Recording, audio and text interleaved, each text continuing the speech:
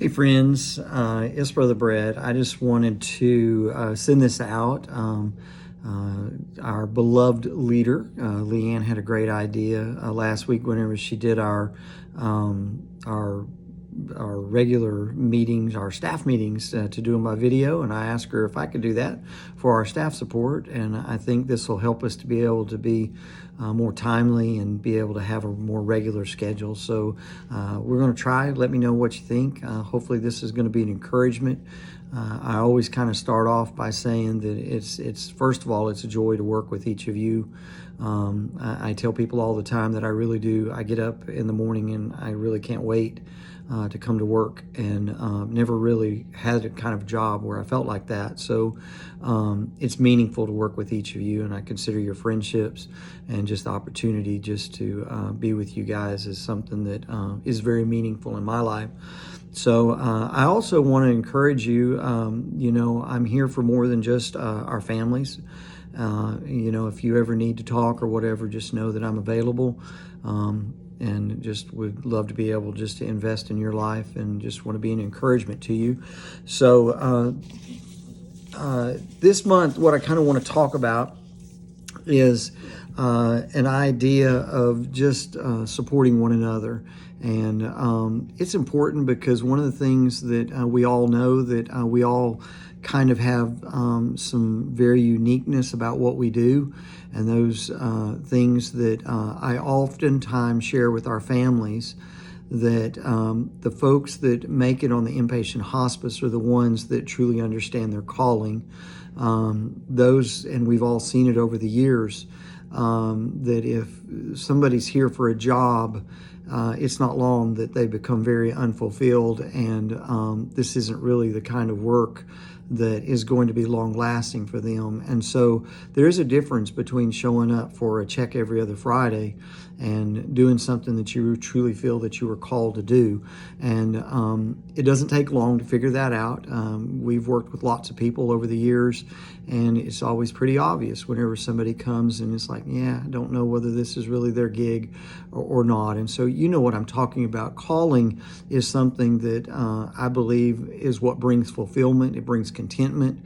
When you understand that you're doing the things that God has truly called you to do, and able to make a difference. And so I kind of want to start with that point, because I think that's really important, that when we are serving from a point of calling, it makes a real difference, and it makes an opportunity that you're not as frustrated. You even whenever things get really, really hard, you kind of have a different place to go where you understand is, yeah, I know that this is what I need to be doing.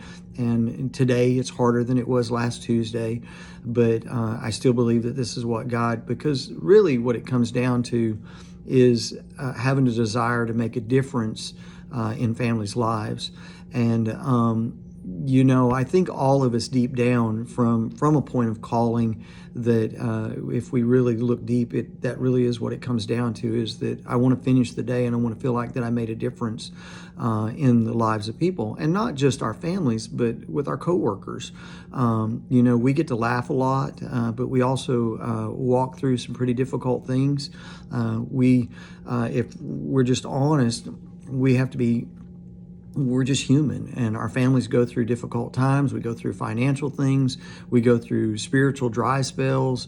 We go through when we're angry. There are things that happen. We have as long as we're on this earth, there are things that we deal with and we go through.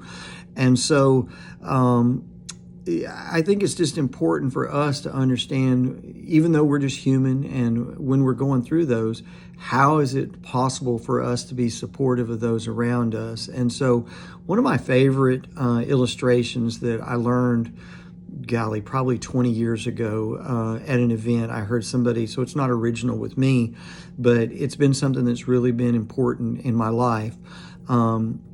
If we really want to be a difference, we have to learn the distinction between, or the difference between what is a thermostat versus what is a thermometer. And we all know what those are, and we understand what they do. For instance, a thermometer, you're going to check somebody's temperature, or maybe you're cooking something in the oven or whatever, and you want to know what the temperature is. And so you'll check with a thermometer, and all it's going to do is it's going to tell you whatever the environment around it. It's just going to measure those things, where the difference between that and a thermometer is if you need the temperature to be 72 degrees and everything else around it is working fine, you set that at 72. It controls the environment rather than just measuring the environment. And I guess what I want to say is I think it's important for us to be more of a thermometer or more of a thermostat than a thermometer, because we really do affect the environment, the culture, everything around us. When I come in and I'm at a good place, I'm at peace, and I'm at content, and I want to be an encouragement, I affect the environment. But when I come in and I allow everything just to be overwhelming to me, and sometimes it's like I almost have the attitude that, well, I'm going through a hard time, so I want everybody else to go through a hard time. So what we do, what we say, how we act, all of those kinds of things, they really do affect everybody that we work with. We don't live in a vacuum. We don't work in a vacuum. And we've all had days where you go home and you're just like, so-and-so, this person, all they did was complain. It was obviously they didn't want to be here, and they just took it out on everybody, and you come home and you're just miserable. And, I have to admit, I've probably been that person. You've probably been that person from time. And so I just think it's important for us to understand and remember that we're not in a vacuum, and that we want to serve at a point from our calling, that this is where God has called us to be. And because we have to remember that those things that are in us, truly who we are, eventually those are the things that'll come out. I can tell somebody all day long, I can hold up a tube of, cream to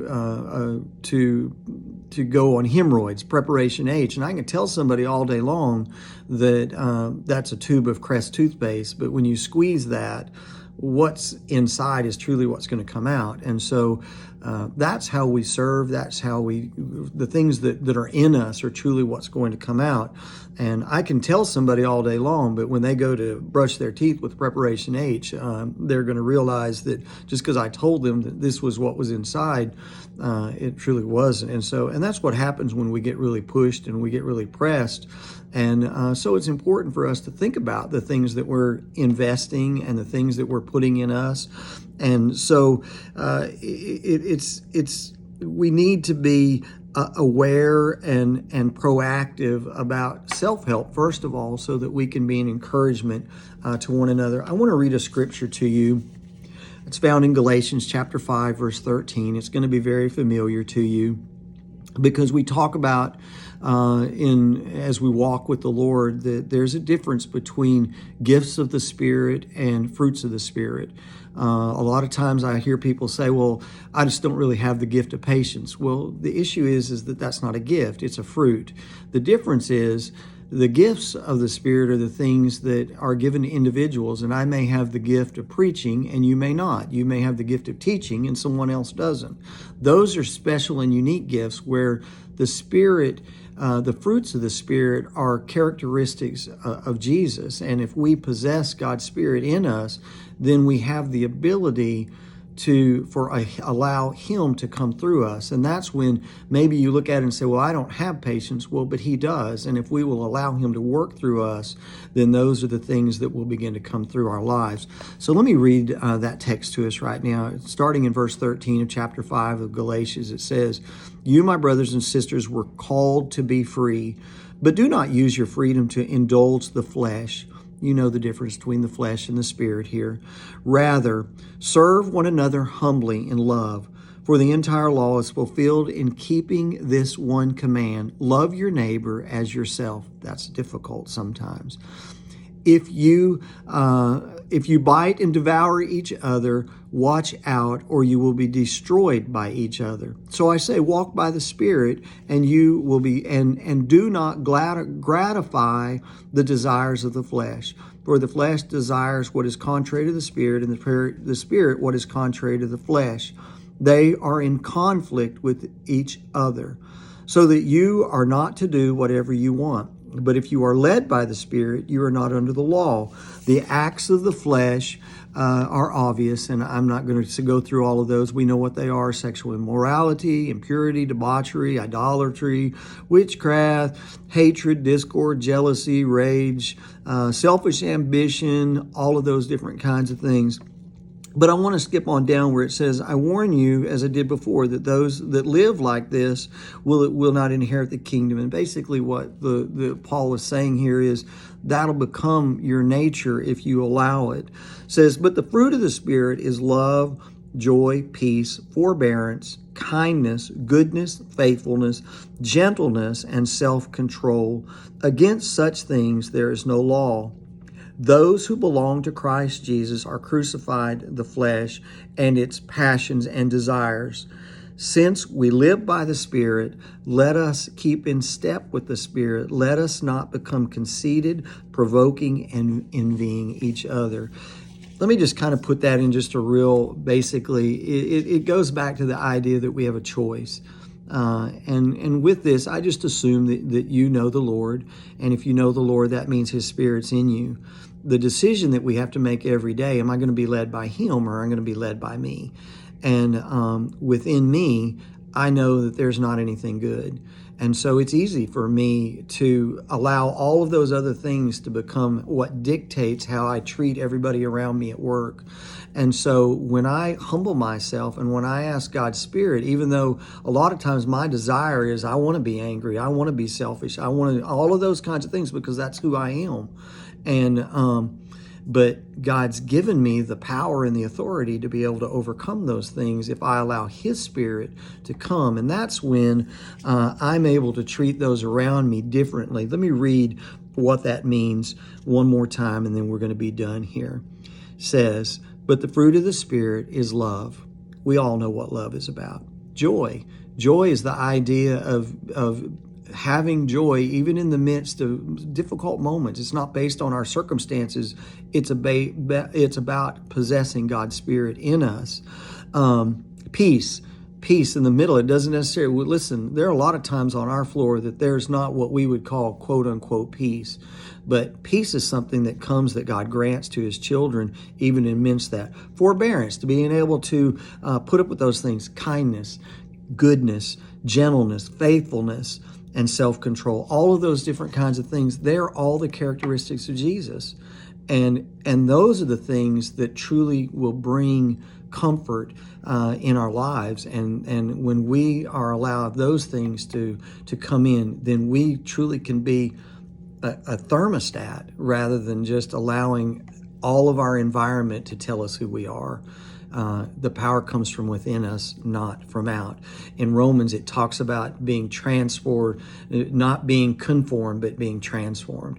And the idea there is not allowing everything around you to tell you who you are, but allow what's inside of you to tell who you are and make a difference and to be able to fulfill your calling. I hope this is helpful to you. I'm a lot better telling people about it than I am living it, just as probably most of us are. But I love y'all, and I truly enjoy working with you. And I just hope that this is an encouragement to you. Love you all. Talk to you soon.